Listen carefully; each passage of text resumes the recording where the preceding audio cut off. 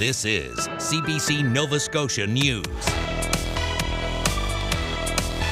Demanding answers. Politicians put Nova Scotia Power on the hot seat at an emergency meeting on the recent privacy breach.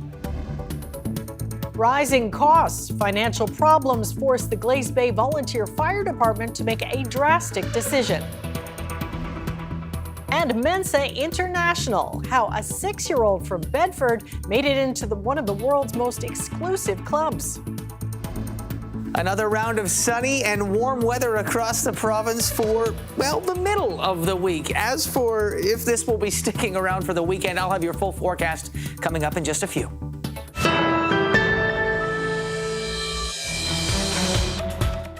Good evening. Executives with Nova Scotia Power and its parent company, Emera, were grilled by MLAs today during a meeting of the legislature's Public Accounts Committee.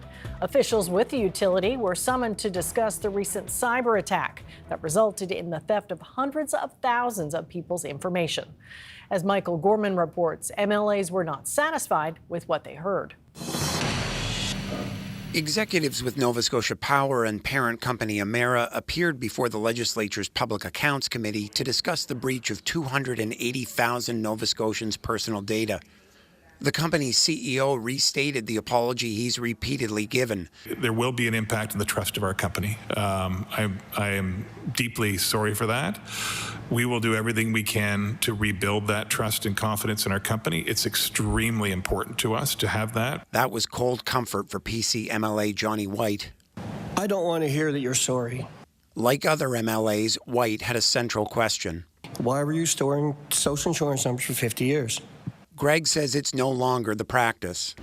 We made that decision, I won't have the exact date, but it was a few years ago, so within the last 5 years, to collect from customers the last 3 digits, but also not store that. The absence of answers did not sit well with MLAs. How was this missed? If you're doing audits, if you're investing in cybersecurity, how is it that the company didn't know that it was holding this very valuable personal information? Greg has said insurance should cover all costs related to the attack, but he could not say what would happen if that isn't the case. The Liberals who requested this meeting think that answer should be obvious. There has not been adequate preventative investment in cybersecurity in the system. I don't think anybody would think that there is no financial capacity within the corporation to finance the required upgrades. NSP is preparing in-person support for people trying to set up credit monitoring protection and considering extending the 2-year program to 5 years. It wasn't enough for MLAs. Let's put this into perspective. 280,000 customers is about half of Nova Scotia Power's clientele. The trust has been lost, and I don't believe that what we heard in the committee today has done any more to reassure that customer. MLAs agreed to ask the Auditor General whether she has jurisdiction to investigate the matter. Michael Gorman, CBC News at Province House. The rising costs of running a fire department are forcing the Glace Bay Volunteer Fire Service to make a drastic decision. It's handing over the responsibility for its operating budget to the Cape Breton Regional Municipality. And they're not the only department having financial problems. Kyle Moore reports. At a Cape Breton Regional Council meeting, the Glace Bay Fire Department made the move to turn over its operating budget to the municipality. Fire Chief John Chan says the current budget has not kept pace with significant cost increases experienced over the past several years. I do think they do have to sit down and wrap their heads around the fire service and how quickly it's becoming unreachable and unattainable for buying equipment and trucks. Last year, Glace Bay took over the coverage area of Tower Road after its department closed, and most recently added automatic response coverage for Cape Breton University. More than $29,000 has been given to the station as compensation, but Chief Chan says it's not nearly enough. I've been chasing my tail for the past decade, trying to keep up to today's standards, and with that, It's not going to change the fact that down the road we're going to be back in the same hole again. Grand Lake Road Volunteer Fire Department is also looking for financial help. They need about $100,000 in upgrades and repairs to their building. CBRM Fire Chief Mark Betton says the municipality needs 23 new vehicles at a cost of $20 million. It's part of a fleet renewal plan that was presented to Council on Tuesday. The CBRM is going to have to make some investments, but is also going to have to make some decisions in the next while as to if we're able to maintain everything that we have. Benton says there are currently no plans to close stations in CBRM, but they are looking at all options. We have a lot of older buildings in the CBRM, and they're all from a time many, many years ago. So I think there could be some amalgamations, and if departments wanted to come together, we would more than support them if the efficiencies look right. Councillors say money is tight, but will review and consider purchasing the vehicles. Kyle Moore, CBC News, Sydney. Nova Scotia has struck a deal to reduce trade barriers with 5 other provinces. Premier Tim Houston introduced the Free Trade and Mobility Within Canada Act in February to help create mutual recognition of goods, services, and labour mobility. The act allows the province to remove barriers to trade and investment with others that will do the same for Nova Scotia. A news release Wednesday said Ontario, Alberta, British Columbia, Manitoba, and Prince Edward Island have all taken steps to improve trade and investment opportunities between provinces. The federal government has promised federal legislation to do the same by Canada Day. Some real estate listings for multi-unit buildings in Halifax are advertising tenants on fixed-term leases as a financial asset to buyers. This type of lease has been criticized by housing advocates as a loophole in the province's rent cap, but hasn't been regulated by the government. Nicholas Sagan reports. While the Nova Scotia government refuses to regulate a controversial type of lease, some real estate listings are featuring them as a financial benefit for potential buyers. At least 11 listings in May advertised fixed-term leases for providing economic opportunities for the landlord, mentioning things like money-making, double-digit returns, and financial growth. I wish I could say that that was a shock. This tenant advocate says if he lived in one of those buildings, he would be terrified. I'd be looking at this and going, I'm going to have a landlord I don't know who has only bought this property because they know that they can extract as much money from me as the tenant as they possibly can. Fixed-term leases have been called a loophole in Nova Scotia's temporary 5% rent cap because they expire at the end of a set timeline. The old tenant can then be forced out, and rent can be raised by any amount for new tenants. Provincial officials have acknowledged some landlords are abusing this type of lease, but confirmed last month there are no plans to do anything to stop this, as landlord advocates defend their use. They play a vital role because it's difficult to rent when there's no credit history and no landlord references. So they're used to migrate any risk. Russell pointed to surveys done by his organization showing more than 85% of landlords who responded use fixed-term leases for reasons like risk management, limiting property damage, and establishing landlord-tenant relationships. If they are eliminated, it would result in thousands of units being unavailable to rent as property owners sell their properties. Russell could not say why fixed-term leases are being used to attract buyers, and the Nova Scotia Association of Realtors declined to comment on this. The provincial government also turned down an interview request, but they said they're disappointed by this marketing tactic. Nicholas Sagan, CBC News, Halifax. Canada's central bank is holding its key interest rate steady at 2.75%. The bank says it wants to wait and see how tariffs will impact the economy. At this decision, there was a clear consensus to hold the policy rate unchanged as we gain more information. We also discussed the path ahead for the policy interest rate. Here, there was more diversity of views. On balance, members thought there could be a need for a reduction in the policy rate if the economy weakens in the face of continued U.S. tariffs and uncertainty, and cost pressures on inflation are contained. This is the second consecutive rate pause after a series of reductions over the past year. The bank also noted that it expects more weakness in the coming months as businesses and consumers reduce spending.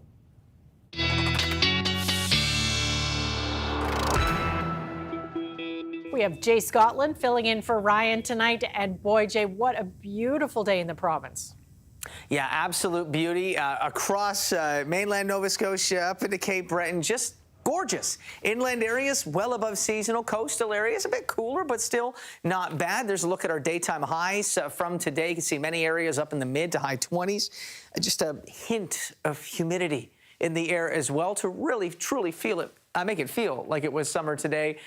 Not going to be sticking around for the weekend, unfortunately, but we do get one more very nice day. Your Thursday is shaping up to be very nice as well. So just a few clouds continuing to clear out this evening and then a clear sky overnight through tomorrow morning. Now, this is for the HRM. As we look towards the South Shore, you will start to see a few clouds building into the morning. It's still mainly sunny. And the same goes for eastern areas as well. As we look up into Sydney, for example, you may see a few clouds developing into the afternoon tomorrow. I think for Halifax, most of mainland Nova Scotia, uninterrupted sunshine through the afternoon. And it'll be a range of temperatures. But inland areas, you're seeing 22 for Halifax, but inland areas could be up anywhere from 24 to as warm as 27, even 28 degrees for your Thursday.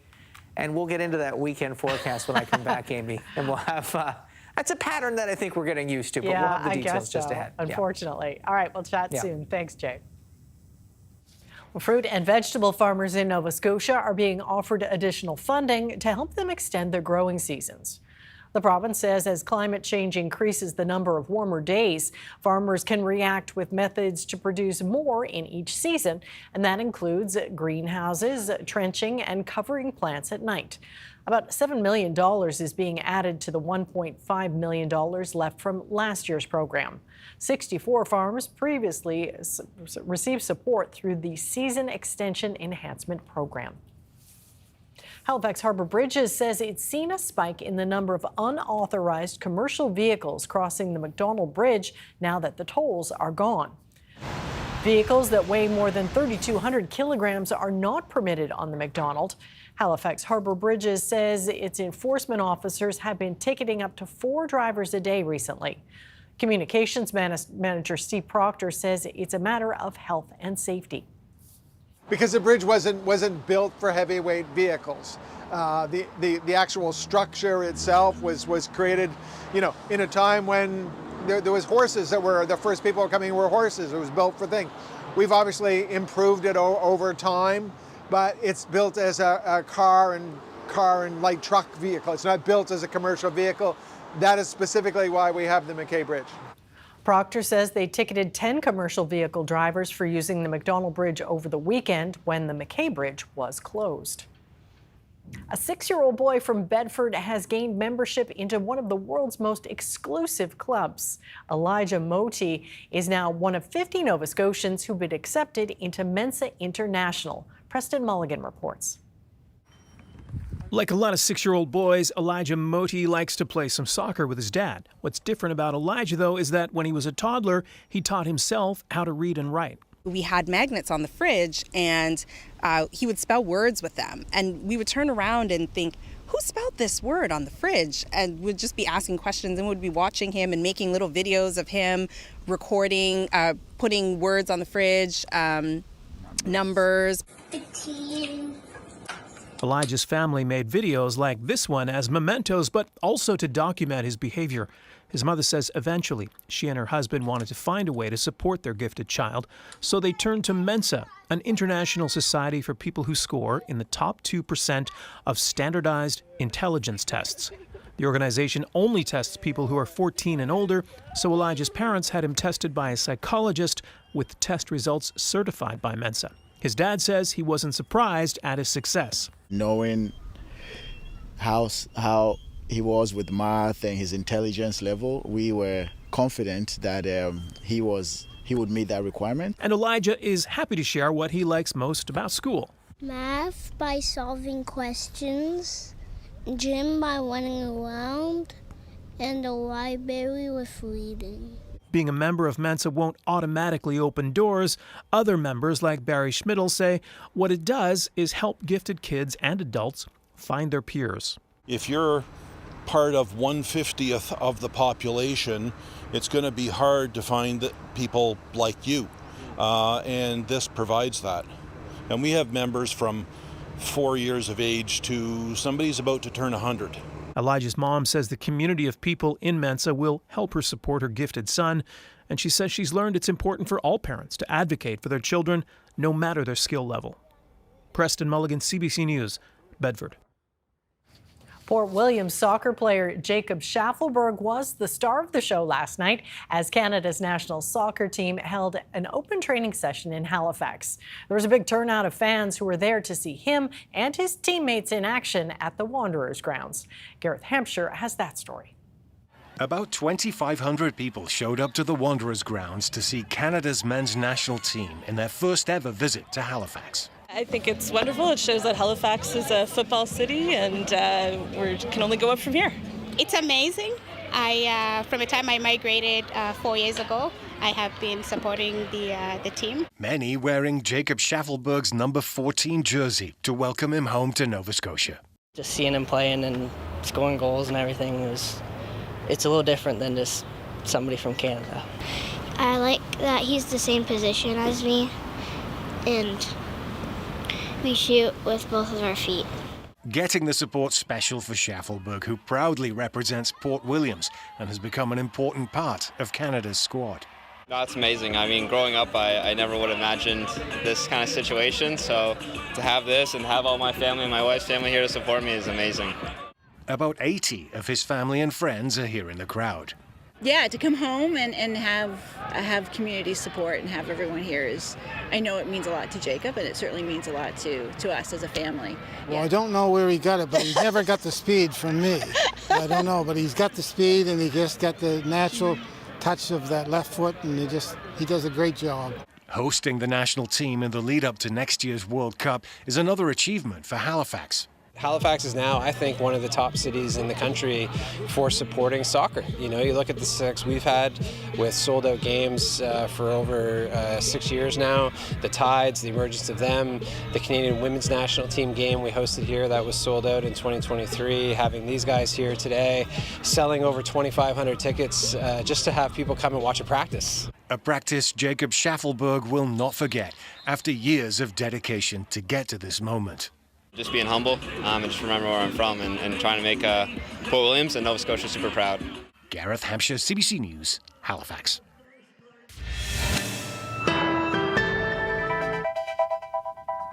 A nice sunny day in Halifax, and Jay says more to come tomorrow. His forecast when we come back.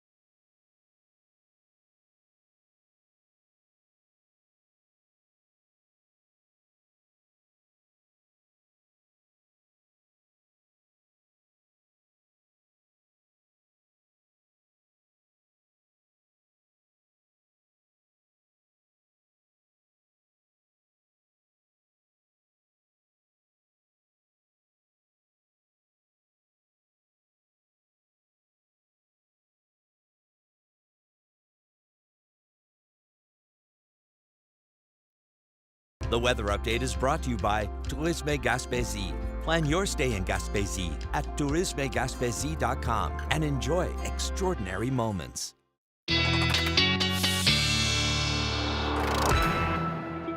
All right, Jay, after one beautiful day today, we get another. We do, but not necessarily 2 or 3 or 4 more. I know folks have been just really hoping to see this nice stretches of sunny and warm midweek weather kind of persist or stick around. But this is a house guest we like to have. Stick around for the weekend.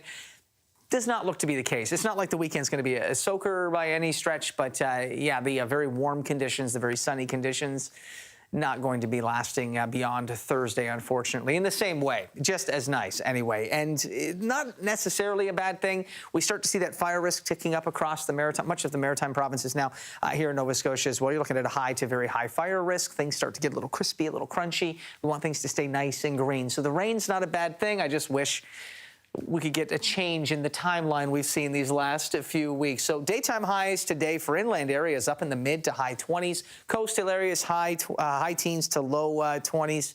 Not bad at all. We did have a smidge of humidity in the atmosphere as well, making it feel more summer-like.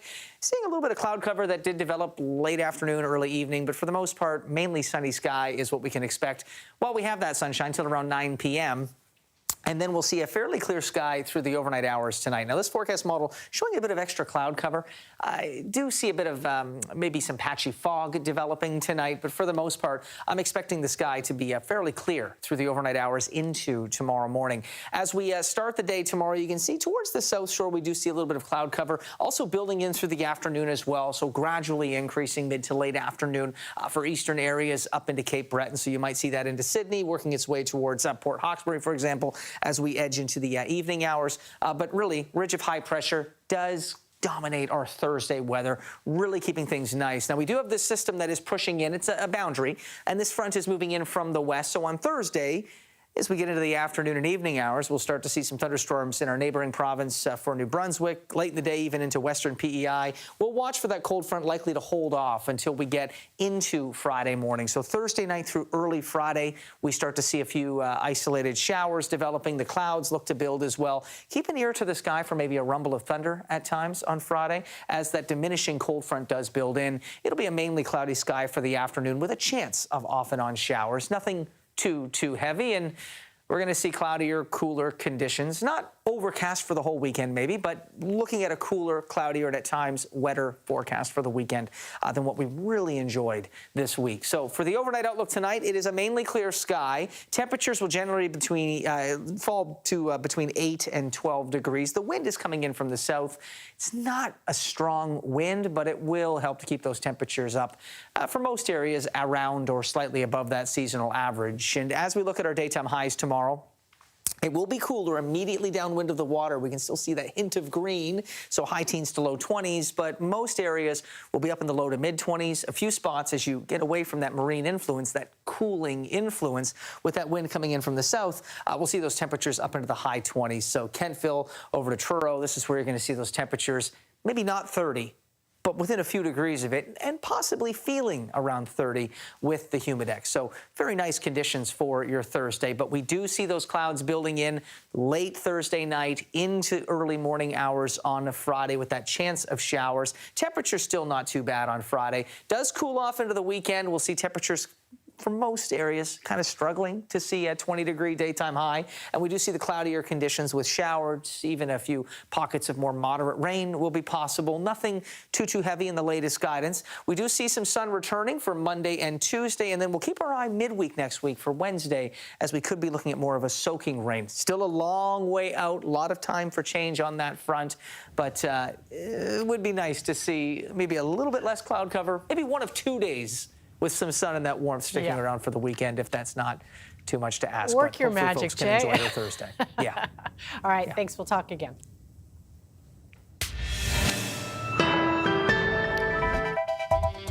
Coming up, doctors who specialize in addictions are raising concerns about expanding alcohol sales to more retailers across Nova Scotia.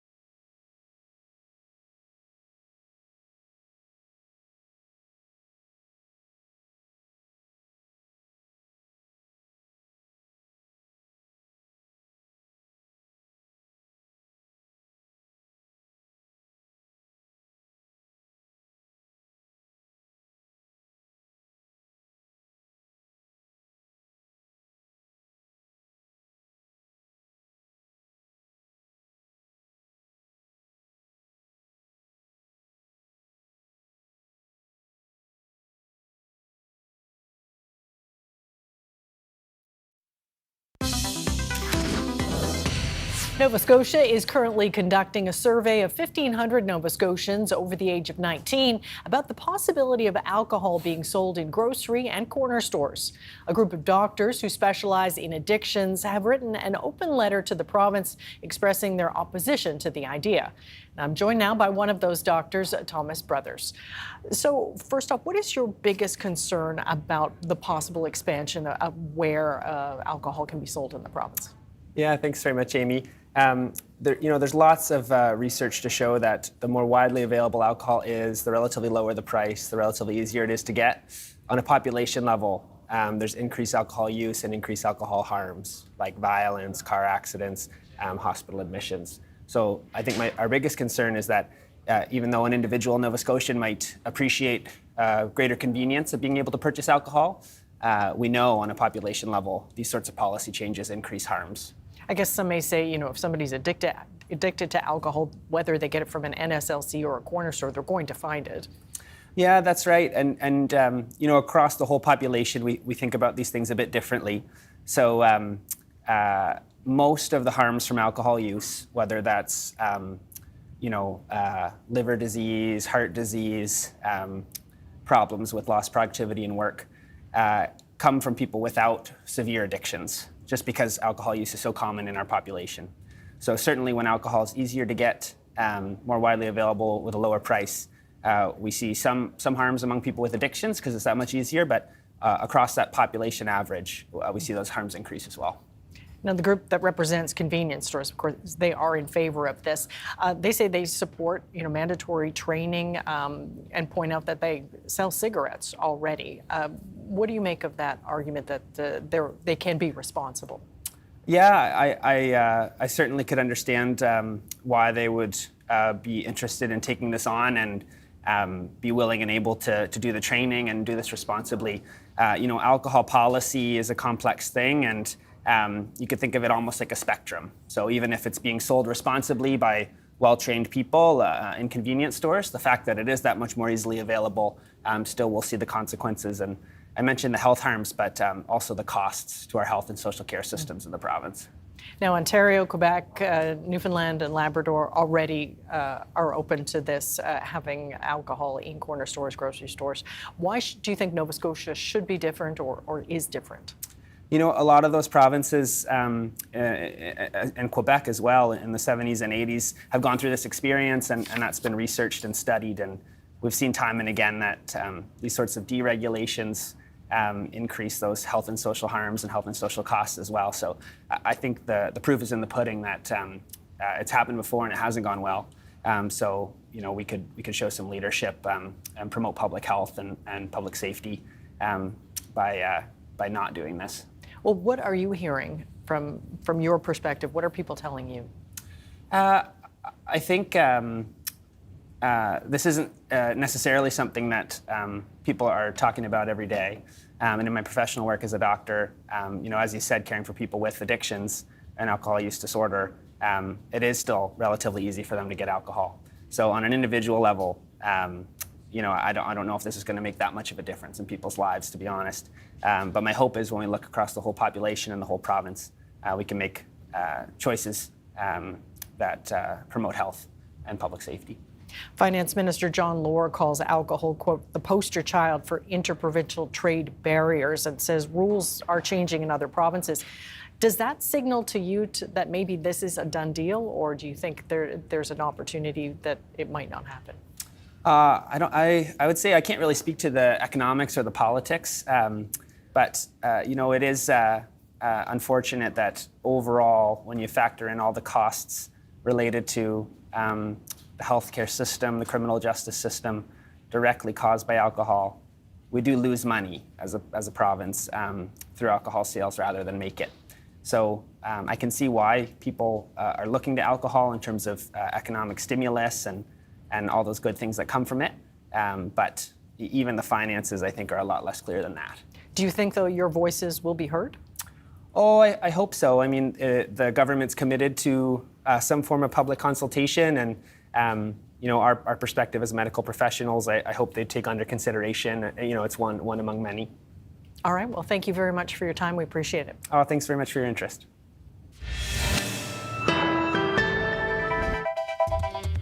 Coming up, Prime Minister Mark Carney is facing pressure to retaliate against Donald Trump's latest steel and aluminum tariffs. And the wildfire situation is worsening in Western Canada without much relief in sight for crews battling the flames.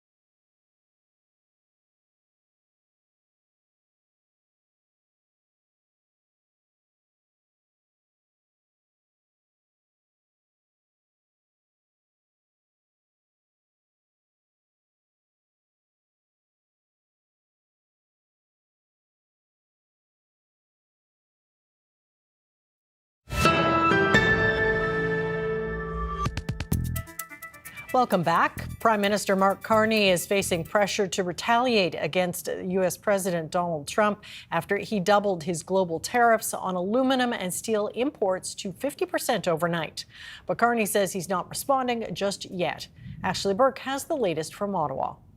The Prime Minister negotiating with the U.S., but not spared from Trump's escalating trade war on the world. The latest tariffs on steel and aluminum are unjustified. They're illegal. They're bad for American workers, bad for American industry, and of course for Canadian industry as well. Carney says it's bad, but not personal, and isn't striking back yet. The American action is a global action. It's not one targeted at Canada. So we will take some time, but not more. While other countries have got deals to lower their tariffs, not only has the PM failed to do that, but he's got Canada's tariffs doubled on steel and aluminum. He promised he was the man with the plan. He can't even get a deal. We are in intensive negotiations with the Americans and in parallel preparing reprisals if those negotiations do not succeed. Canada's U.S. Trade Minister and the ambassador in Washington Tuesday trying to land a deal to get tariffs lifted. The government says those talks are progressing, so it's not retaliating today. These tariffs have been foreshadowed for some time. What we need is not time or not deliberation, we need action. Carney's facing pressure to fight back with force. We can't sit back and let President Trump steamroll us, try to shut down our steel industry, take jobs down to the U.S. He has no regard whatsoever for jobs here in Ontario, and we need to slap another 25%. That call for reciprocal tariffs coming from industry groups too. We have 23,000 steel jobs in this country that will be impacted within the next couple of days. But the Liberals say they need more time. Why not dollar for dollar tariffs today? It is an important question. We have had really strong counter tariffs against the Americans already. We are looking at different scenarios right now, and we will take a decision, but we need a bit more time right now, not too long. Carney is trying to keep negotiations going, but is up against the challenge of responding to Trump's tariffs without aggravating him more. Ashley Burke, CBC News, Ottawa.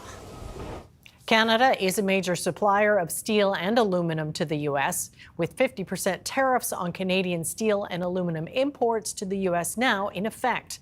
The communities that produce them are bracing for an even greater impact on the economy. The CBC's Jamie Strachan reports. Hamilton, Ontario, Steel Town, a city already facing economic pressures, now a whopping 50% tariff on its biggest industry. Another blow. I don't have issues with the states or whatever, you know. Anytime I've been down there, people are great, this and that. I think it's just one fool making life difficult for thousands, millions of people. The development hitting a nerve, not just for steel workers, but also the community at large. Relations will never, ever come back to what they were. The frustration has some hoping these tariffs might somehow revitalize the industry. Canadian steel is noted worldwide for quality. So there's no effort selling it. And if you have a bigger market, you're going to have more employees. You're going to have a bigger workforce. So, like I said, in a warped way, what Trump has caused is for Canada to grow stronger. A possible solution looking beyond the U.S. and expanding exports to other nations. But until then, the impact of the entrenched U.S. trading partnership will be felt deeply by Canadian steel manufacturers. 50% makes it a whole new ballgame that will put us over the edge. The Steel Association says the industry had just started to calibrate to a 25% tariff. We were able to start to resume relationships and trade a little bit. Now, all of a sudden, again, this just throws another wrench into it.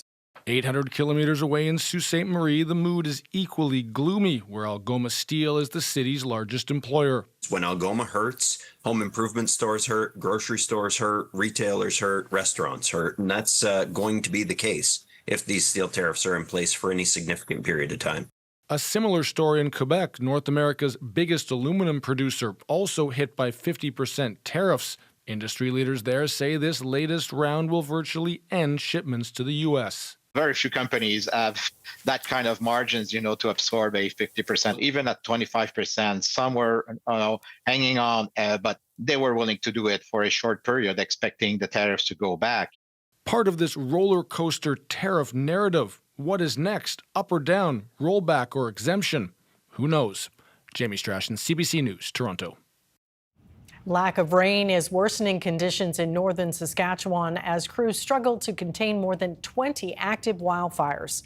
Hundreds of homes and structures have been destroyed so far.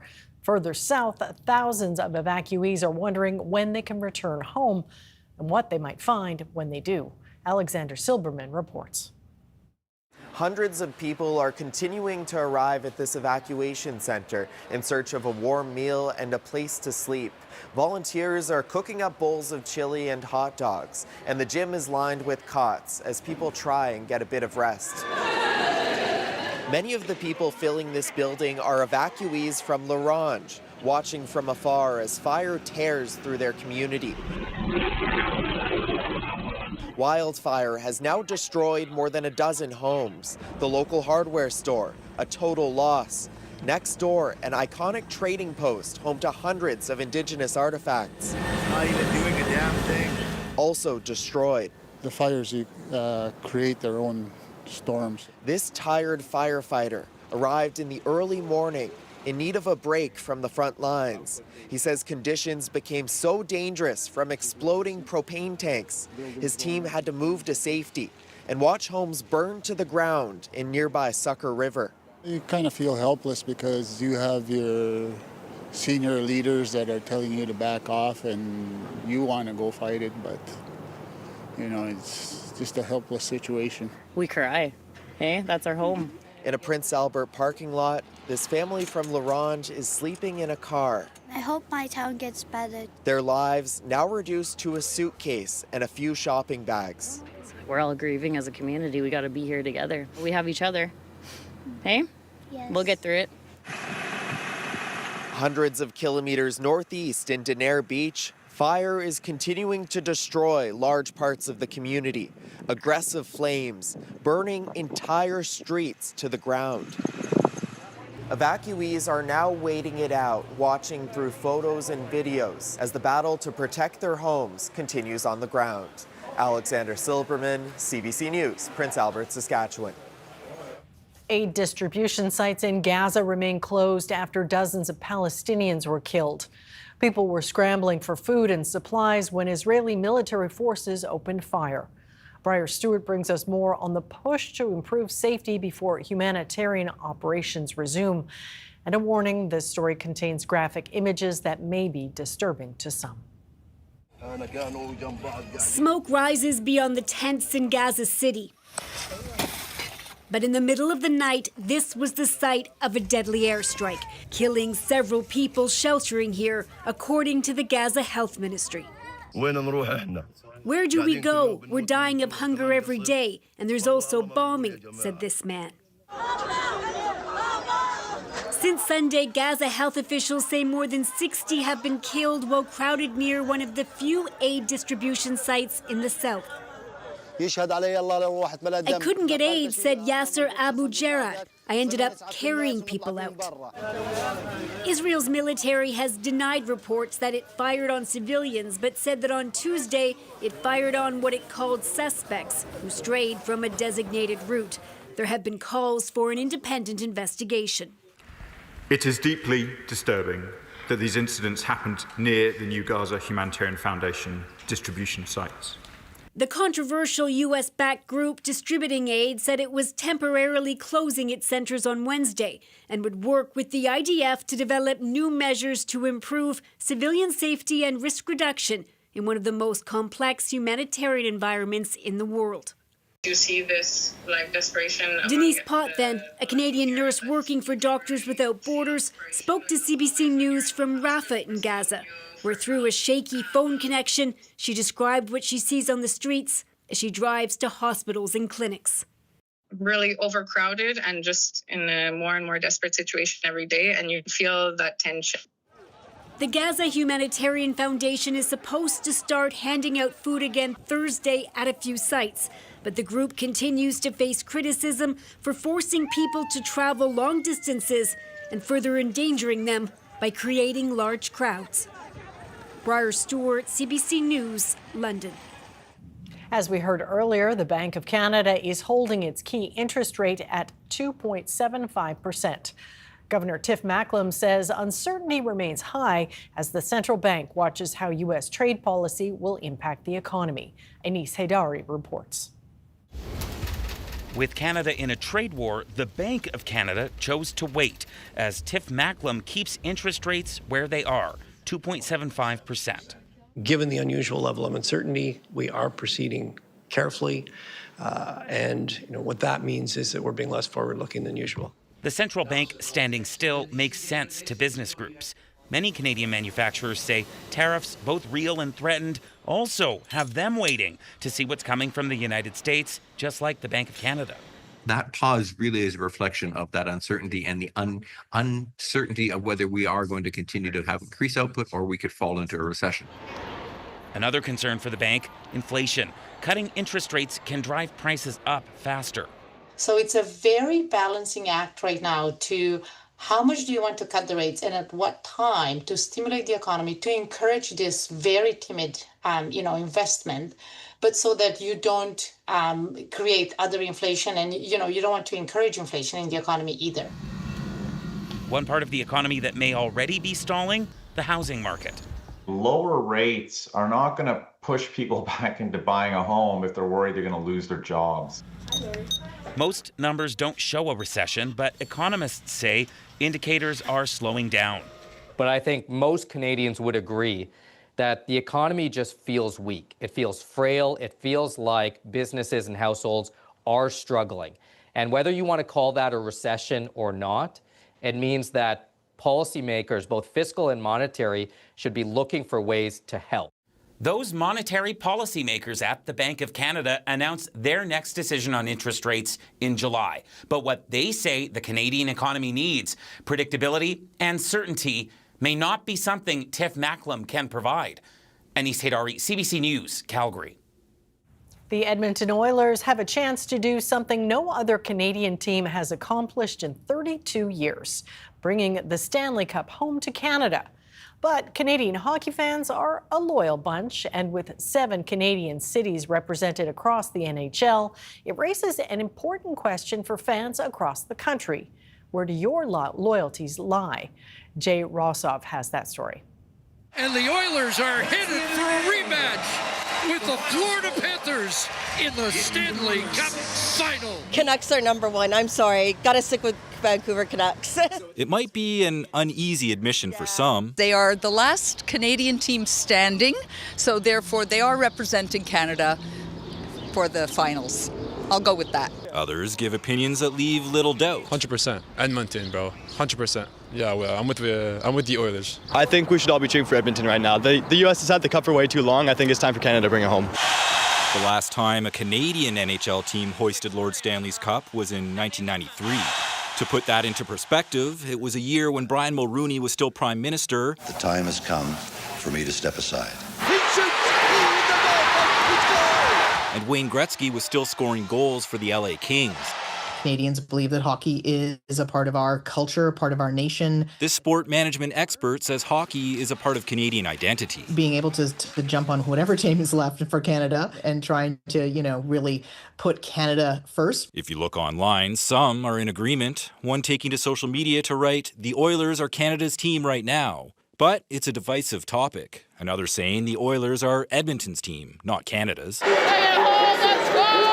Back in Edmonton, you don't need to look far to find fans who want this year's cup on home and native land. It's the away fans whose new loyalties might be surprising. For McDavid, get him a cup. I mean, McJesus, would love to see him lift the cup. Draisaitl would love to see him lift the cup.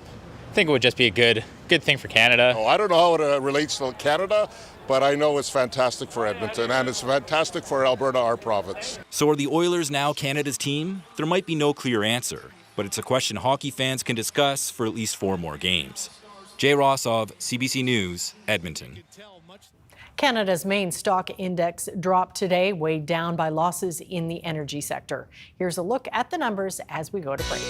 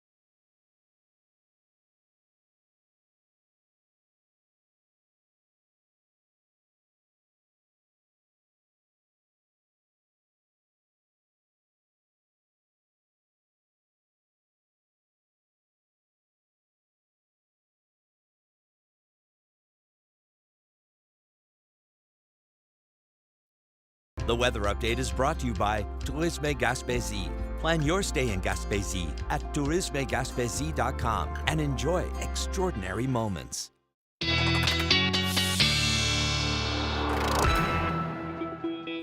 And Jay is back with one last look of the weather, and it sounds like maybe tomorrow's a good day to take an extra long lunch break. You know what? That is exactly what's in my Google Calendar. Mine too. Yeah, and outdoors if you can. If you can find a patio, I think your Thursday is going to be the nicest one for a few. Not that the weekend's that bad. It's just not going to be as nice as what we've been enjoying the last few days. So I've really nothing much to show you tonight through early Thursday morning into the future satellite, the future radar.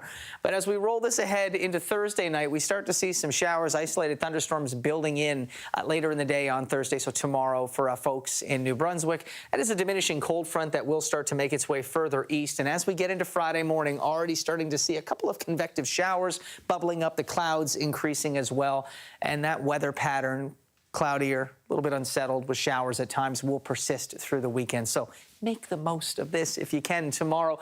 If you can't get out at lunchtime, even early in the mornings looking lovely. Already into the double digits with a light southerly breeze. Lots of sunshine for 7 a.m. We're going to hold on to the sunnier conditions into the early afternoon. By noon, that temperature should be around 20 degrees, bit warmer inland than by the water. And then as we work towards the late afternoon, you can see that sunshine is sticking around. It does become a little bit breezier if you're planning on maybe hitting up a patio after work, doing the happy hour patio, if you don't get that long lunch break, but not too windy. And the wind is from the warmer wind direction, as long as you're not immediately downwind of the water. Very nice conditions for your Thursday. For South Shore, you may see a few clouds into the afternoon. Same for eastern areas up into Cape Breton, gradually building through the second half of the day, but still more sun than cloud to uninterrupted sunshine for much of Nova Scotia for your Thursday. Not the case, unfortunately, for Friday and the weekend. Well, what can you do? You just have to roll with it. All right. Thank you, Jay. Well, tonight is the night hockey fans have been waiting for. As this remarkable Oiler comeback falls one game short. It's tough to put into words right now. You know, you're one period, one shot away from maybe winning. The puck drops for the Stanley Cup final, the Edmonton Oilers versus the defending champions, the Florida Panthers. Last year, the Oilers came ever so close. Now it is time for the rematch, and for Edmonton, the chance at redemption and revenge. And this time, the Oilers have home ice advantage.